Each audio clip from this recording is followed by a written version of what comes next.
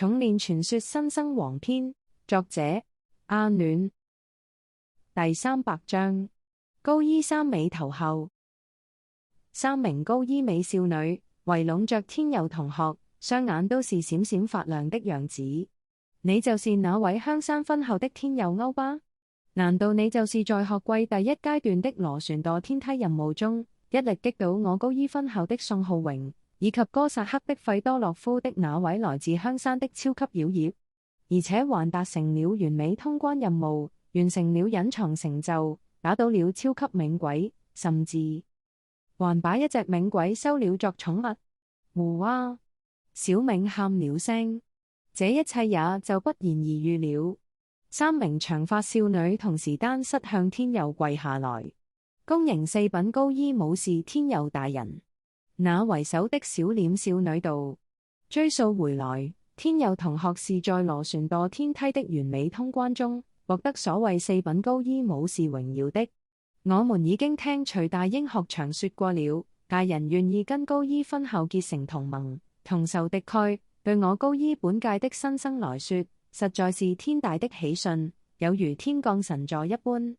另一名笑容甜美，而且展露出姣好腰線的少女道：為表同盟的誠意，高衣分校特意指令我等前來，以供天佑大人差遣的。小臉少女又道：在下是高衣6品武士智孝，這一位是高衣7品武士雪原，還有這一位是8品武士夏榮。雪原爭了爭夏榮，一直在迷迷糊糊傻笑着的夏榮，連忙低下頭來道：天佑大人你好。夏榮會盡力服侍大人的。三人同時立正，雙手擺在身前，再向天佑同學深深的鞠躬。我等不才，還望天佑大人不要嫌棄。這樣完美的角度，以及雙臂擠壓的配合，三名少女穿什麼樣的內衣，以及內衣有多不合身，都完全呈現在天佑大人的眼前了。咳！天佑同學乾咳一聲，眼尾在尋找着藍雪琪。藍雪琪又在跟小冥待在一起，仿似對正在發生的事情視若無睹，可是不知為何，總覺得這背影有點冷啊。刑天在旁聽着，極為驚訝地看着高衣三少女向天佑同學俯首稱臣的一幕。我的這位兄弟，野心真是大得沒邊。當我們還在為自己的榮譽點和煉獄符在拼命競爭之時，天佑兄弟竟然已經跟去年排行第2的高衣分校結盟了。他到底是怎麼做得到的？難道他不只要讓自己奪得新人王，他想要把我們香山分校擺在跟高衣、哥薩克等強校平起平坐的位置？想到這裡，刑天又猛地甩頭。刑天啊刑天，枉你身為刑家少爺，天狼幫副幫主，看待事情的格局還是那麼的下派，不能夠被這位好兄弟拋離了啊！提高自己的世界觀。刑天於是過來搭着天佑同學的肩膊，滿臉正經地答嘴道：跟高衣結盟，看來確實符合我們這個小隊，甚至是整個香山分校的利益。可是我有2個問題：一，你們的實力到底怎麼樣？剛剛就只看到你們被哥薩克人欺負得毫無還手之力，要是讓你們跟着，會不會成為了我們的負累？第2個問題，我們要怎麼確認高衣分校是可信的？你們主動要求跟我的好兄弟結盟，應該是看好他在榮譽學季的表現，但他畢竟還是香山人嘛。高衣方面要怎麼證明？你們不是被派來沿途監視着天佑的情況，甚至找機會暗算或出賣他的？天佑同學對刑天同學的謹慎，也是略感驚喜。確實，這個同盟是由帝京風紀隊長徐大英出面說定。雖然個人來說，天佑跟徐大英頗合得來，可是即使徐大英是個可以信任的對象，又怎能確保他純正的動機不會遭到其他人的惡意扭曲？高衣三武士均是理解地點着頭，似乎早預料到會有此一問。智孝道：對於剛才被哥薩克人欺凌的一幕，讓天佑大人和刑天先生見笑了。其實這一切都是夏榮他不好嘛。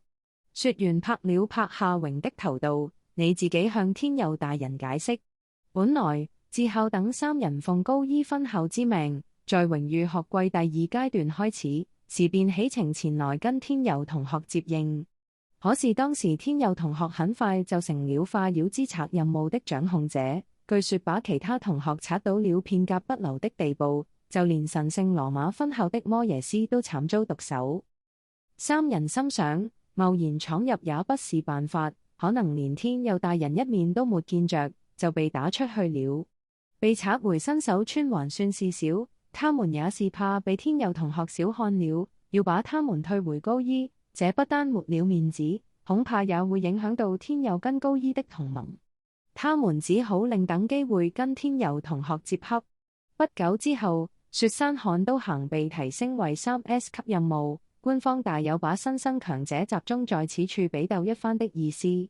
三人估計天佑大人一定會接這個任務，便打算在此等待他前來。豈知還是三人好勝心重，心想要是先打出一點成績來，那麼跟天佑大人見面之時，不是會更獲得他的尊重麼？三人挑戰第6封，都沒有受到什麼考驗，很快就都各自拿到了第一把悍刀。乘勝追擊，要是我們多拿幾把悍刀，天佑大人一定會更加喜歡我們的啦。智孝曾經遲疑道：我們這個小隊有3把悍刀，已經是太過顯眼了，說不定會被有敵意的分校針對的。怕什麼？即便是碰上哥薩克分校的波波夫，我夏榮也可以把他一箭射下來。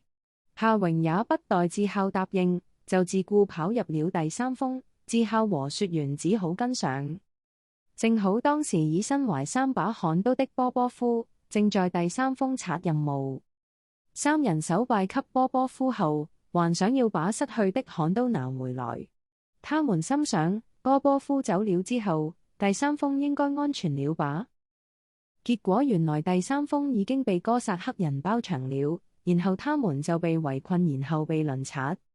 天佑同學道：既然他們本來就有拿到悍刀的實力，所以應該也不會差到哪裏去的。智孝見天佑大人在替他們說話，心頭一暖，看着天佑的目光又多添了幾分柔情。他道：其實我們身為高醫武士，自小所受的訓練都是以輔助尊崇的武士大人為目標。要是我們獨自出戰，破綻太大，很容易被針對應付。可是若是圍繞着天佑大人作輔助角色，則可以把天佑大人的小隊戰力發揮到了極致的地步。說完道：高醫女生的戰術公認帝京第一，而我們三人乃是本屆高醫新生當中戰術的最強者。就連高醫第一新生孫藝珍同學，他想要在戰術上擊敗我們，也不是那麼容易。夏榮道：對，除了戰術之外，我們還有最強的必殺技彎應街召喚術，這一招的破壞力絲毫不比什麼變成狼人來得差，而且彎應街的歐巴們要比狼人優雅和搞笑得多了。高醫三武士似乎對刑天同學的印象不怎麼樣呢？刑天心裏悔恨啊，早知道就不搞什麼天狼變。可是天佑兄弟和他的嫂子都變得那麼厲害，我不狼化的話是跟不上的啊。說完補了一句：狼人的樣子雖然討厭，總好過當一條廢柴。我高醫人最瞧不起的就是弱者了，那我就是注定沒希望了吧。刑天津地上畫圈去了，三武士同時雙手執着天佑同學的手，眼神銳利地道：總言之，請天佑大人給我們一次機會，我們要向大人展示身為武士的驕傲和尊嚴。好的，我很期待。天佑點點頭，三尾各自互看一眼，然後同時羞紅着臉。智孝支支吾吾地道：至於如何讓天佑大人相信，我等是真心誠意侍候你的。我們在今天晚上也會努力的。我們什麼都不懂，請天佑大人不要嫌棄。天佑大人到時請輕一點，不然的話夏榮會受不了的。天佑同學乾咳一聲，心想他們到底在暗示着什麼啊？高醫三武士加入了天佑同學的戰隊。而就在此時，第三峰的山腳下，已是浩浩蕩蕩的出現了100多名哥薩克人，所有人分散在各條登山之路上狂奔。他們都是剛剛被刑天他們策回哥薩克分校的，唯獨就是那個被刑天打怕了的韋列夫不在其中。他們竟然完全沒有受到精神上的挫敗，馬上又士氣滿滿的回來挑戰了。而不經不覺，剛才被刑天擊倒在雪地上的哥薩克人，早就悄悄恢復好體力，正在搶上山頭了。有仇報仇，不要讓他們拿下第三峰。同學們，拿出你們哥薩克人的驕傲，把高伊人還有那些什麼香山垃圾分子，全部踩在腳下吧。本章節完。原文小說請到搜尋器搜尋重練傳說，目前原文進度已到第8季，歡迎免費閱讀、訂閱或購買實體書。以上有聲小說由暖島出版提供。